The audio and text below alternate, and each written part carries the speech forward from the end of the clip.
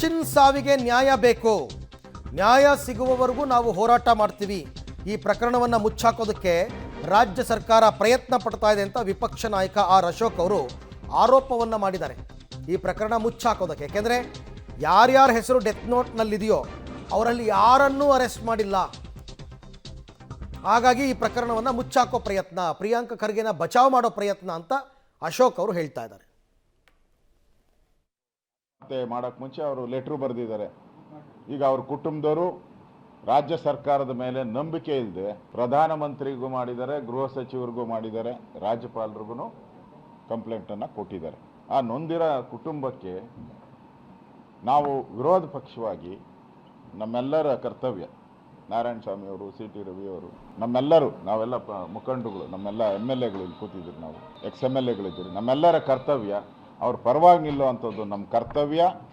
ಆ ಕರ್ತವ್ಯವನ್ನು ಚಾಚು ತಪ್ಪದೆ ಮಾಡ್ತೀರಿ. ಅವ್ರಿಗೆ ನ್ಯಾಯ ಸಿಗೋವರೆಗೂ ನಮ್ಮ ಹೋರಾಟ ನಿಲ್ಲೋದಿಲ್ಲ. ಅವ್ರು ನ್ಯಾಯ ಸಿಗೋ ತನಕ ನಮ್ಮ ಹೋರಾಟ ನಿಲ್ಲಲ್ಲ ಅಂತ ವಿಜೇಂದ್ರ ಕೂಡ ಹೇಳಿದರು, ಅಶೋಕ್ ಕೂಡ ಹೇಳಿದರು. ಬಟ್ ನಿಮ್ಮಲ್ಲೇ ಒಗ್ಗಟ್ಟಿಲ್ಲ. ಇವತ್ತು ಯಾಕೆ ವಿಜೇಂದ್ರ ಅವರು ಬಂದಿಲ್ಲ ಈ ಹೋರಾಟಕ್ಕೆ? ಒಂದು ಮಾತು ಕೇಳಿ ಬರುತ್ತಪ್ಪ, ಅಶೋಕ್ಗೂ ವಿಜೇಂದ್ರಗೂ ಶೀತಲ ಸಮರ ನಡೀತಾ ಇದೆ, ಕೋಲ್ಡ್ ವಾರ್ ಅಂತ. ಈಗ ನೋಡಿದ್ರೆ ಅಶೋಕ್ ಅವರು ಬಂದು ಕೂತಿದ್ದಾರೆ, ವಿಜೇಂದ್ರ ಅವರು ಶಿವಮೊಗ್ಗದಲ್ಲೇ ಇದ್ದಾರೆ. ಇದನ್ನೇ ಪ್ರಿಯಾಂಕ ಖರ್ಗೆ ಇವತ್ತು ಬೆಳಗ್ಗೆ ಹೇಳಿದ್ದು. ಯತ್ನಾಳ್ ನೋಡಿದ್ರೆ ಹೈಕಮಾಂಡ್ಗೆ ಕೇರ್ ಮಾಡಲ್ಲ, ಅಶೋಕ್ ಮತ್ತು ವಿಜೇಂದ್ರ ನಡುವೆ ಸಮನ್ವಯತೆ ಇಲ್ಲ ಅಂತೆಲ್ಲ ಅವರು ಆರೋಪ ಮಾಡಿದ್ದಾರೆ.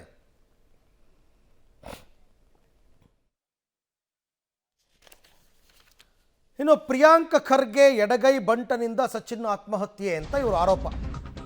ಪ್ರಕರಣದಲ್ಲಿ ರಾಜಕೀಯ ಷಡ್ಯಂತ್ರ, ಆಡಳಿತ ಪಕ್ಷದ ಕೈವಾಡ ಇದೆ, ವಿಜಯೇಂದ್ರ ಅವರ ಆರೋಪ ಇದು.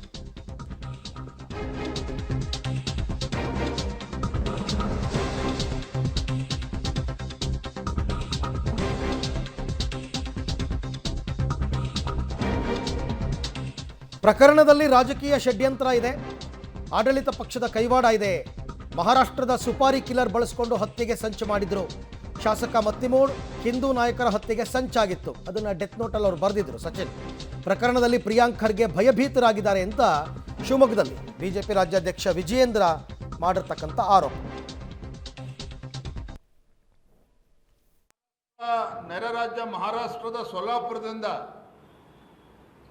ಸುಪಾರಿ ಕಿಲ್ಲರ್ಸ್ಗಳನ್ನು, ಅಂದರೆ ಹಣ ಕೊಟ್ಟು ಕೊಲೆ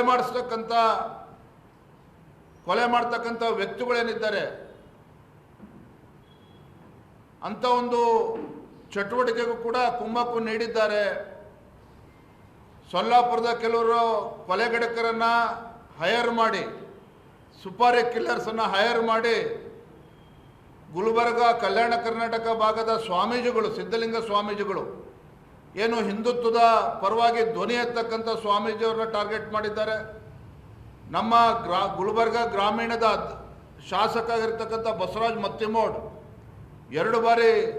ಎರಡನೇ ಬಾರಿಗೆ ಶಾಸಕರಾಗಿ ಆಯ್ಕೆ ಆಗಿದ್ದಾರೆ. ಅವರ ಹತ್ಯೆಯನ್ನು ಕೂಡ ಮಾಡಬೇಕು ಅಂತೇಳಿ ಟಾರ್ಗೆಟ್ ಮಾಡಿದ್ದಾರೆ. ನಮ್ಮ ಪಕ್ಷದ ಅಧ್ಯಕ್ಷ ಚಂದು ಪಾಟೀಲ್ ಅವರ ಹತ್ಯೆ ಮಾಡಬೇಕು ಅಂತೇಳಿ ಟಾರ್ಗೆಟ್ ಮಾಡಿದ್ದಾರೆ. ಇದು ಯಾರು ಮಾಡೋದಕ್ಕೆ ಸಾಧ್ಯ? ಯಾರಿಗೆ ಆ ಜಿಲ್ಲೆನಲ್ಲಿ ರಾಜಕೀಯ ಹಿತಾಸಕ್ತಿ ಇದೆಯೋ, ಯಾರಿಗೆ ಗುಲ್ಬರ್ಗ, ಬೀದರ್ ಜಿಲ್ಲೆನಲ್ಲಿ ವಿರೋಧ ಪಕ್ಷದವರು ಬೆಳೆದ್ರೆ ಇವರ ರಾಜಕೀಯ ಬೆಳೆ ಬೇಯಿಸ್ಕೊಳ್ಳೋದಕ್ಕೆ ಸಾಧ್ಯ ಇಲ್ವೋ ಅಂಥವ್ರು ಇದರಿಂದ ಇದ್ದಾರೆ ಅನ್ನುವ ಗುಮಾನಿ ಸ್ಪಷ್ಟವಾಗಿ ಗೋಚರ ಆಗ್ತಾ ಇದೆ.